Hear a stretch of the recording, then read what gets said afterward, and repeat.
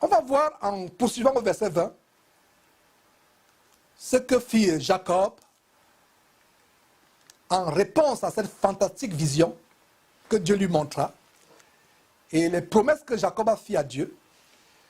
Jacob a fait un vœu à Dieu. Rappelons ce que Dieu lui a dit au verset 13 à 15 de ce chapitre. Rappelons, avant de continuer avec le verset 20, Jacob fera un vœu à Dieu. On va voir exactement les termes de ce vœu.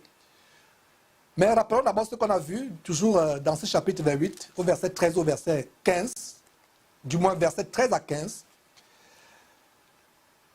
Verset 13, les promesses que Dieu fait à Jacob, verset 13. La terre sur laquelle tu es couché, je la donnerai à toi et à ta postérité. Verset 14. Ta postérité sera comme la poussière de la terre. Toutes les familles de la terre seront bénies en toi. Et ta postérité, verset 15, je suis avec toi. Je te garderai partout où tu iras. Je ne t'abandonnerai point, etc., etc. Alors, allons maintenant, poursuivons au verset 20. Le verset 20 nous dit ceci. Jacob fit un vœu en disant, regardez, il fait un vœu. C'est lui-même de manière délibérée, de sa propre initiative, il fait un vœu. Et mes frères et sœurs, faisons attention aux vœux que nous faisons à Dieu. Ne réfléchissons pas après avoir ouvert la bouche. Soyons lents à ouvrir notre bouche, notre cœur devant Dieu en faisant des vœux. Parce que si tu as fait un vœu, ne tarde pas, si tu en vas à Dieu, ne tarde pas de l'accomplir. Ne sois pas insensé. Tu te couvrirais d'un grand péché en faisant un vœu à Dieu que tu n'accomplis pas. Donc quand tu fais un vœu, fais attention, Dieu ne t'a rien demandé. Ne fais pas de vœux si tu es sûr que tu ne vas pas les accomplir, les tenir. Donc, voyons le vœu. Jacob, verset 20. Très intéressant, mes frères, ce qu'on va voir par la suite, à partir de ce verset 20. Jacob fit un vœu en disant, si, regarde la condition, il veut faire un contrat avec Dieu, il veut marchander. Il ne dit pas, Dieu, je vais faire ceci, il dit si. Donc, il impose une condition à Dieu. En fait, c'était un vœu conditionnel. Jacob n'est pas encore tout à fait transformé au niveau où nous lisons cette histoire. Rappelez-vous qu'il sera transformé après 20 ans. Quand son oncle Laban va lui montrer que être escroc n'est pas une bonne chose. On reviendra dans quelques instants. Mes frères et sœurs, il n'est pas encore transformé. Il était tellement rusé malin et c'est un vœu conditionnel. Il ne va pas dire directement, il dit Dieu, à partir d'aujourd'hui, il va faire ceci, cela. Il dit, si Dieu est avec moi et me garde pendant ce voyage que je fais, s'il me donne du pain à manger et des habits pour me vêtir, verset 21, et si je retourne en paix à la maison de mon Père, alors l'Éternel sera mon Dieu. Verset 22, cette pierre que j'ai dressée pour monument sera la maison de Dieu et je lui donnerai la dîme de tout ce que... Et je te donnerai la dîme de tout ce que tu me donneras. Donc, je relis verset 22. Cette pierre que j'ai dressée comme monument sera la maison de Dieu et je te donnerai à toi, Dieu, éternel, la dîme de tout ce que toi, éternel, tu me donneras. Voilà donc le vœu que Jacob fit à Dieu. Il donnera à Dieu quoi? La dîme. On reviendra sur ça, la dîme, hein, dans quelques instants. J'aimerais qu'on reste un peu sur ce verset et qu'on voit quelques détails. C'est le genre de verset qu'il faut voir sur nos yeux. On va voir des détails tellement importants. Et on se verset sur nos yeux, mes frères et sœurs, souligné point par point. Donc voilà le vœu que Jacob fait à Dieu. Il dit à Dieu, si tu fais ceci, si tu fais cela, je te donnerai la dîme de tout ce que toi, Dieu, tu vas me donner. Voici la deuxième fois dans toute la Bible que le mot dîme est mentionné. La première fois, si vous vous rappelez très bien, c'est en Genèse chapitre 14, verset 20, quand Abraham rencontra une autre image de Jésus-Christ. Et regardez les deux récits. La première image de Jésus-Christ, Melchizedek, il y a dîme. Abraham paie la dîme de lui-même, de sa propre initiative. Deuxième manifestation de Jésus-Christ à travers l'échelle, parce que la première manifestation de Jésus-Christ au temps d'Abraham, c'était Melchizedek, la figure de Jésus-Christ. une image de Jésus-Christ. Et il y a dîme. Deuxième manifestation de Jésus-Christ, une deuxième image anticipative de Jésus-Christ, l'échelle, le petit-fils d'Abraham, Jacob, lui aussi parle de dîme. Voilà la beauté de la parole de Dieu, mes frères et sœurs. La beauté de la parole de Dieu. La parole de Dieu n'a pas été écrite par hasard. Il y a un plan merveilleux dans l'exposé de la parole de Dieu dans la Bible. Ce n'est pas par hasard. J'espère qu'après ces émissions, vous l'avez déjà réalisé. Que rien n'est écrit par hasard dans la parole de Dieu. Alors, la première fois, je me répète pour ceux qui sont lents à comprendre, pour vous qui êtes super intelligents, s'il vous plaît, soyez passés avec moi, mais je me soucie des frères qui ne sont pas aussi intelligents que vous, qui sont là à comprendre, donc soyez gentils avec moi, s'il vous plaît. Donc, Genèse chapitre 14, verset 20, c'est la première fois où la dîme est mentionnée quand Abraham rencontra une autre image de Jésus-Christ sous la personne de Melchisédek. Avant de passer un peu de temps sur cette question de dîme, notez que Jacob demande à Dieu 3 choses dans cette conversation où il fait un va-Dieu. Il demande 3 choses. 1. La nourriture à manger, le pain. 2. Les vêtements pour se vêtir. 3. La protection. Rien de plus. Il ne demande pas autre chose. Il demande 3 catégories de choses. La nourriture à manger, des vêtements pour se vêtir et la protection.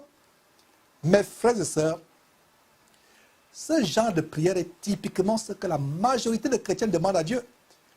Ils se limitent à demander à Dieu des choses purement terrestres, charnelles, sans se préoccuper des choses célestes, spirituelles. Il dit, Seigneur Dieu, s'il te plaît, arrange mes finances, fais que mon enfant passe le concours de la fonction publique, donne-moi un bon fonds de commerce pour lancer mon activité, donne-moi un bon visa, un visa pour le Canada ou pour les États-Unis. S'il te plaît, donne-moi une nouvelle maison beaucoup plus grande, ou fais que ma compagnie m'augmente le salaire, donne une bonne femme à mon fils. Et la liste des requêtes charnelles est interminable, mes frères et sœurs.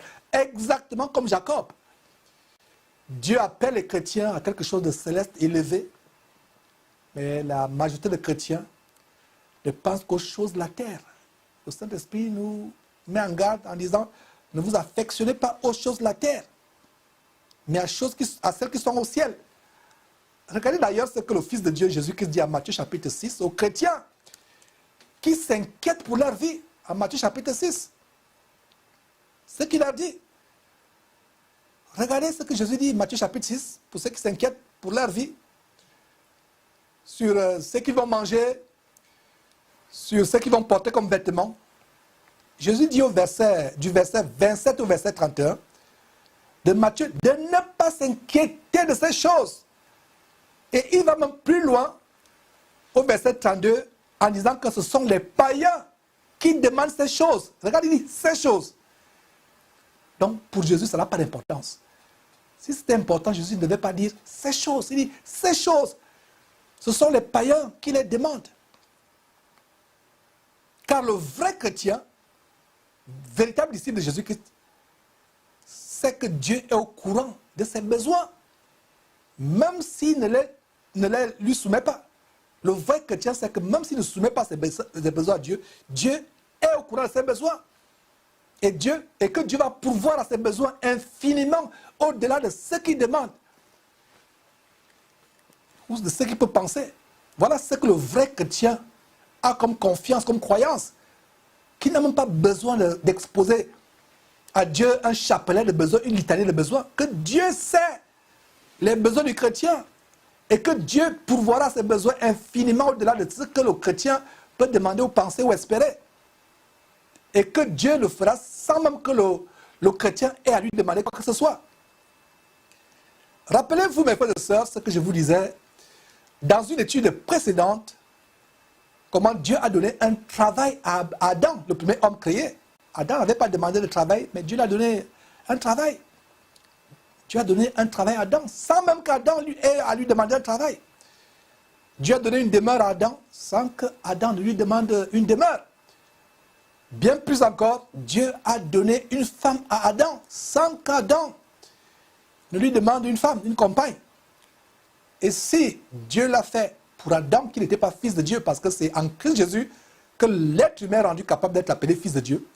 Donc si Dieu l'a fait avec Adam, ne penses-tu pas, mon frère, ma soeur, que Dieu te donnera toutes ces choses, toi qui es meilleur qu'Adam, étant fils de Dieu ou bien fille de Dieu, par Jésus-Christ, ce qu'Adam n'était pas. Oh, chrétien, pourquoi vous limitez-vous à demander des choses terrestres et charnelles à Dieu, alors que Dieu dit qu'il nous a déjà bénis de toutes sortes de bénédictions, comment? Spirituelles, dans les lieux célestes, en Jésus-Christ, comme nous précise Éphésiens chapitre 1, verset 4. Pourquoi ne demandons-nous pas des choses plutôt spirituelles à Dieu, que Dieu nous a promises, telles qu'être participants de la nature divine? C'est une promesse. Ou les dons du Saint-Esprit, tels qu'énumérés en 1 Corinthiens chapitre 11, du verset 7, plutôt 1 Corinthiens chapitre 12, du verset 7 à 11. Pourquoi ne pas demander cela?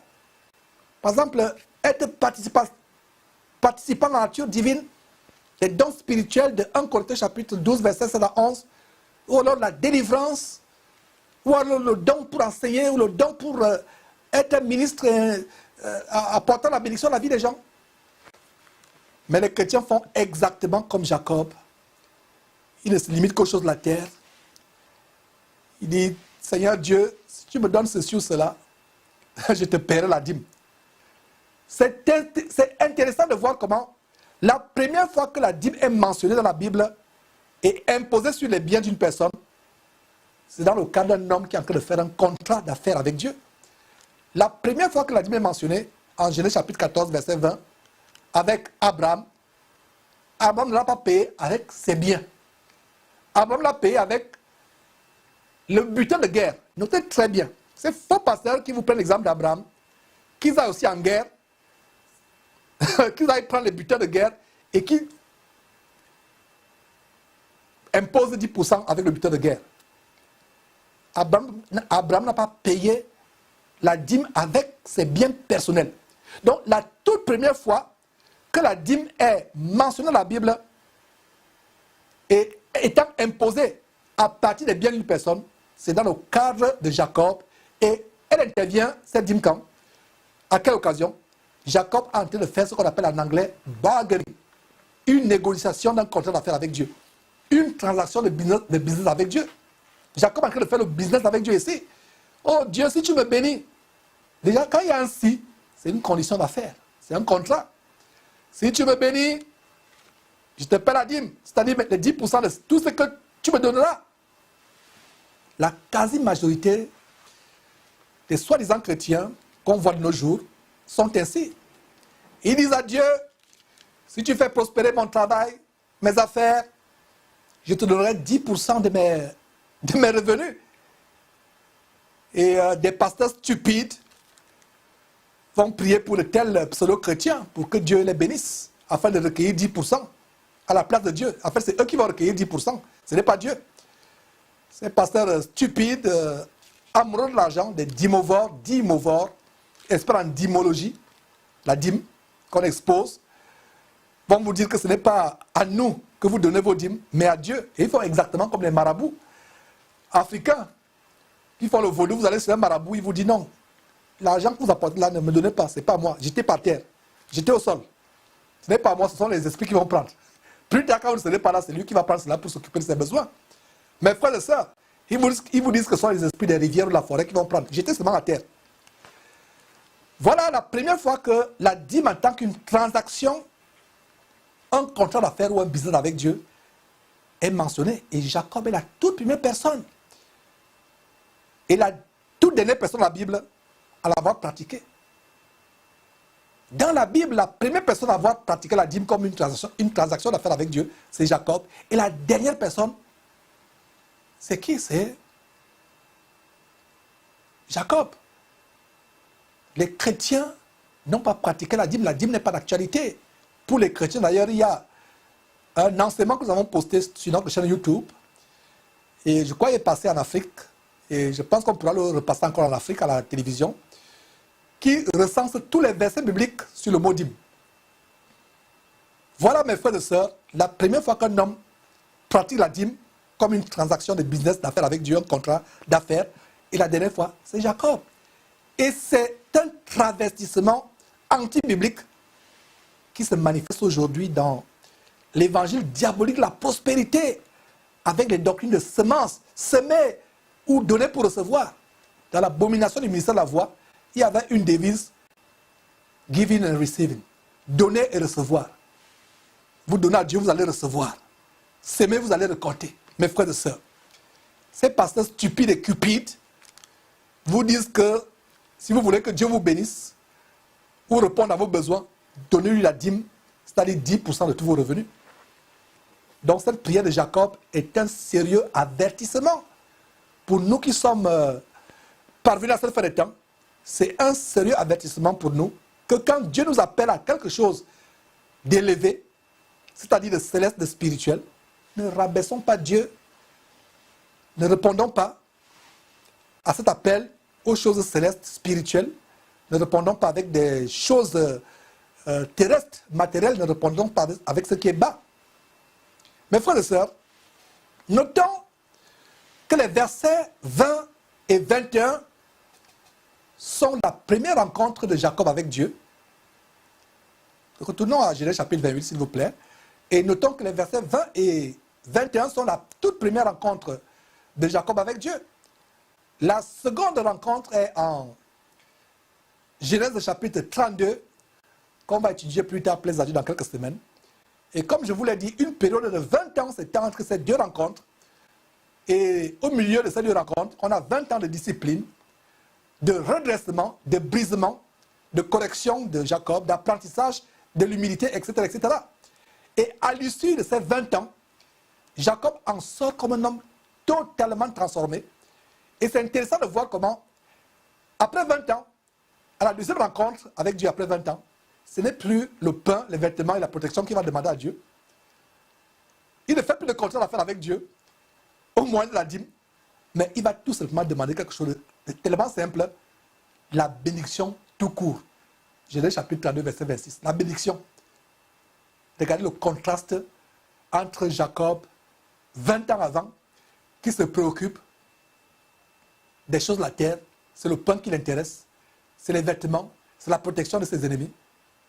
Mais 20 ans après, quand son nom est changé de Jacob à Israël, il se préoccupe de demander ces choses.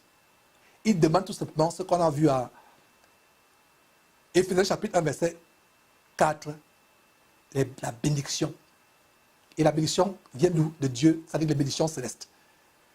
Il dit, je ne veux rien d'autre, Seigneur Dieu. Je veux la bénédiction céleste. Je veux ta présence dans ma vie. Je veux me revêtir de la nature divine. Je veux être participant de ta nature divine. Oh, chrétien qui est toujours dans l'état de Jacob, qui ne cherche qu'aux choses, qui ne pense qu'aux choses de la terre. Passe du stade de Jacob au stade d'Israël. Peut-être Dieu ne te fera pas passer par 20 ans de transformation et de changement, mais il est urgent pour toi. Les temps sont mauvais. Les temps sont mauvais, les temps sont courts. Nous ne savons pas quand est-ce que la trompette va sonner. Rachetons le temps. Sortons de la terre. Commençons à entrer spirituellement au ciel. Ne nous limitons plus aux choses terrestres. Après 20 ans, Jacob qui devient Israël ne cherche plus les choses de la terre, le pain, la nourriture. Et c'est pour ça que Jésus dit plus tard en Matthieu chapitre 6, ces choses, ce sont les païens qui les demandent. Donc Jacob, 20 ans avant, était un païen. Mais après sa transformation et le changement de son nom en Israël, il dit, Seigneur, je veux tout simplement ta bénédiction céleste. Tout court. Donc ces chrétiens qui imitent la dîme de Jacob, ils imitent la dîme de Jacob,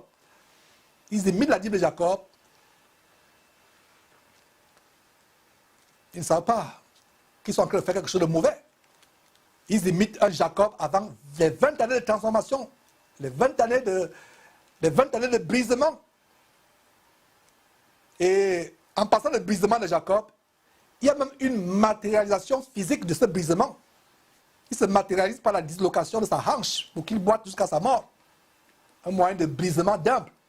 Ce Jacob qui était fier de lui, etc., il est obligé de boiter le restant de sa vie, qui avait une fière allure. Le voilà qui boite maintenant. Comme on va l'étudier plus tard au chapitre 32. Ce chapitre 32 sera aussi un grand chapitre à étudier. Donc notons qu'après cette transformation, le nom de Jacob, n'oubliez pas cela, est transformé en Israël, plus précisément en Genèse chapitre 32, verset 28. Je ne fais qu'anticiper déjà l'étude de ce chapitre.